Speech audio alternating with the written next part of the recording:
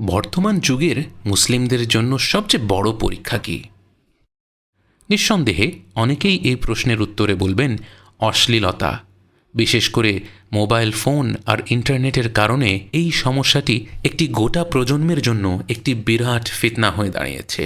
অশ্লীলতা বা পর্নোগ্রাফির বিষয় আসলে সর্বপ্রথম আমাদের যেই ব্যাপারটি সবার আগে স্বীকার করে নিতে হবে তা হলো এর সুস্পষ্ট সমাধান আমাদের জানা নেই। কারণ এই সমস্যাটাই মানব সমাজের জন্য তুলনামূলকভাবে নতুন। হ্যাঁ, জেনা করার ফিতনা হয়তো আদিকাল থেকেই মানুষের জন্য একটা পরীক্ষা হয়েছিল, কিন্তু বর্তমান সময়ে চোখের জেনার ফাঁদে পা ফেলা যত সহজ, এত সহজ হয়তো কয়েক যুগ আগেও ছিল না।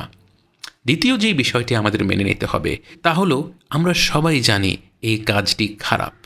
আমাদের যেই ছোট ভাইটি এই সমস্যায় খুব খারাপভাবে ভুগছে, সেও মনের অন্তঃস্থলে বিশ্বাস করে এটি একটি পাপ কাজ এবং এটা ছেড়ে দেয়াই শ্রেয়, কিন্তু সে তা করতে পারছে না।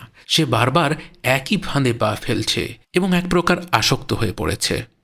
এই সমস্যার সমাধান নিয়ে অবশ্যই 1-2 মিনিট আলোচনা করা সম্ভব নয়, বরং এটা নিয়ে সামষ্টিকভাবে আমাদের কাজ করতে হবে। কিন্তু আজকের এই ছোট্ট রিমাইন্ডারে আমরা একটা পরামর্শ দেব যা আমাদের ছোট ভাই বোনেরা এখন থেকেই কাজে লাগাতে পারে। দেখুন, আপনার মূল সমস্যাটাই হলো আপনি যেই মুহূর্তে এই পাপ কাজের প্রতি দুর্বল হয়ে পড়েন, সেই মুহূর্তে আপনার আর নিজের ওপর নিয়ন্ত্রণ নেই। আপনি জানেন কাজটি খারাপ, কিন্তু সেই মুহূর্তে কোনো কারণে আপনি নিজেকে আর নিয়ন্ত্রণ করতে পারছেন না। কিন্তু সেই পাপ কাজে লিপ্ত হওয়ার পর আবার আপনার নিজের ওপর নিয়ন্ত্রণ আসে। আপনার মনে অপরাধবোধ জেগে ওঠে।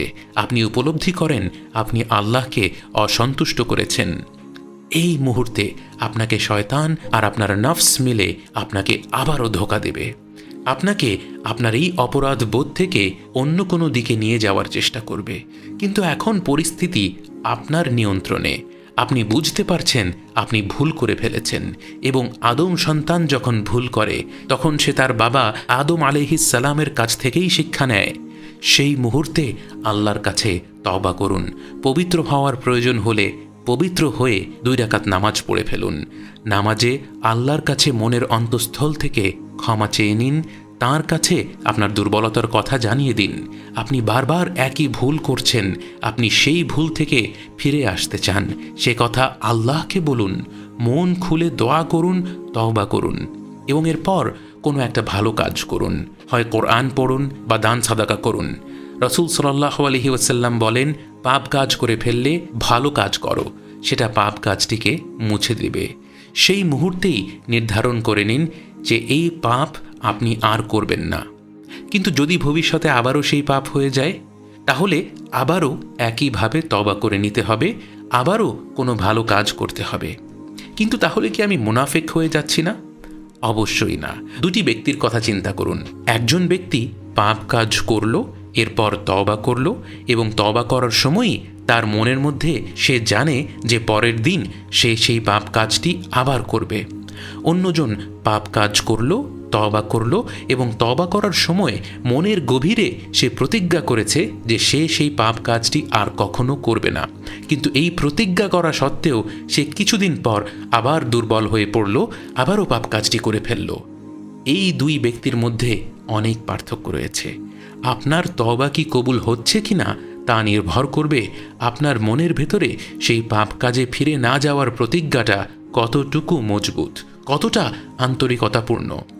অশ্লীলতার সমস্যা এই প্রজন্মের সবচেয়ে বড় সমস্যা। যারা এই ভিডিওটি শুনছেন, ভেবে দেখুন আপনি শেষ কবে বা কখন এই পাপ কাজ করে ফেলেছিলেন, এবং সেই পাপ কাজ করার পর আপনার কি মনে হয়েছে আল্লাহ আপনাকে পরিত্যাগ করেছেন, যে তিনি আপনাকে ফিরে আসার আহ্বান জানাচ্ছেন না, যে তিনি চান না আপনি জান্নাতে প্রবেশ করুন? যদি তাই সত্য হতো, তাহলে আমার প্রিয় ভাই, এই ভিডিওটি আপনার কাছে কার হুকুমে পৌঁছালো, আর আপনি বা কাকে পাবার আশায় মন দিয়ে এসব কথা শুনলেন?